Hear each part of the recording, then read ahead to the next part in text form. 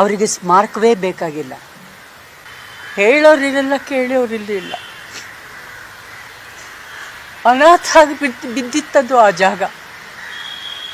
ನಾನು ಅಂಬಿ ಹತ್ರನೂ ಕರ್ಕೊಂಡು ಹೋಗಿದ್ದೆ ಅವರುಗಳನ್ನ.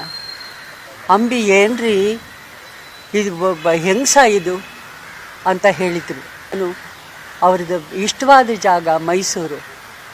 ಇಲ್ಲಿ ಸ್ವಲ್ಪ ಏನೋ ಒಂದು ಕಾಂಪ್ರಮೈಸ್ ಆಗ್ಬೋದು ಅಂದ್ಬಿಟ್ಟು ಗೌರ್ಮೆಂಟಿಂದ ಇದು ಮಾಡಿ ಫೆನ್ಸಿಂಗ್ ಎಲ್ಲ ಹಾಕಿದ್ವಿ.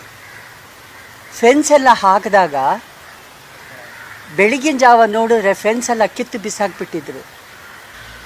ಯಾರೂ ಕೇರ್ ಮಾಡಲಿಲ್ಲ.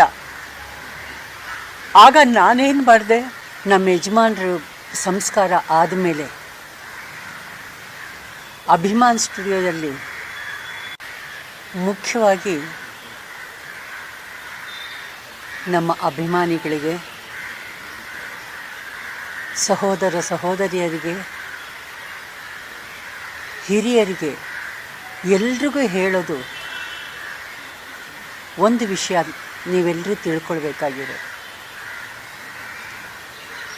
ನಮ್ಮ ಯಜಮಾನರು ಸಂಸ್ಕಾರ ಆದಮೇಲೆ ಅಭಿಮಾನ್ ಸ್ಟುಡಿಯೋದಲ್ಲಿ ಹೇಳೋರಿರಲ್ಲ, ಕೇಳೋರಿರಲಿಲ್ಲ. ಅನಾಥ ಆಗಿ ಬಿದ್ದಿತ್ತದು ಆ ಜಾಗ. ಅದಕ್ಕೇನಾದರೂ ಮಾಡಿ ಹಾಗೆ ಬಿದ್ದುಬಿಟ್ಟಿದೆ, ಹಾಗೆ ಇದ್ಬಿಟ್ಟಿದೆ ಅಂತ ಯಾರೂ ಏನೂ ಗಮನಿಸಲಿಲ್ಲ, ಯಾರೂ ಕೇರ್ ಮಾಡಲಿಲ್ಲ. ಆಗ ನಾನೇನು ಮಾಡಿದೆ, ನೋಡೋಕ್ಕೆ ಸುಮ್ಮನೆ ನಮ್ಮ ಸ್ವಂತ ಖರ್ಚಿಂದ ಅಲ್ಲಿ ಸ್ಮಾರಕ ಕಟ್ಟಿ, ಒಂದು ಮಂಟಪ ಕಟ್ಟಿ, ಅದನ್ನು ಪುಣ್ಯಭೂಮಿಯಾಗಿ ನೀವತ್ತು ಏನು ಹೇಳ್ತೀರೋ ಅದನ್ನು ಮಾಡಿದವಳೆ ನಾನು. ಅದಾದಮೇಲೆ ಎಷ್ಟೋ ಪ್ರಯತ್ನಗಳು ಆ ಜಾಗದ ಬಗ್ಗೆ.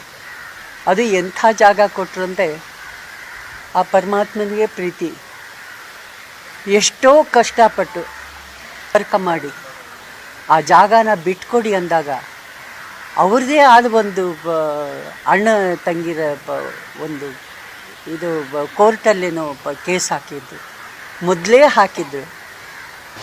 ಅದು ಹೇಗಾದರೂ ಮಾಡಿ ಅದನ್ನು ಮಾಡಿಕೊಡಿ ಅಂತ ಕೇಳಿದಾಗ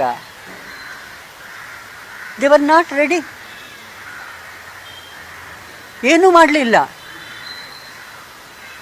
ಎಷ್ಟು ನನ್ನ ಅಂಬಿ ಹತ್ರನೂ ಕರ್ಕೊಂಡು ಹೋಗಿದ್ದೆ ಅವ್ರಿಗೆ.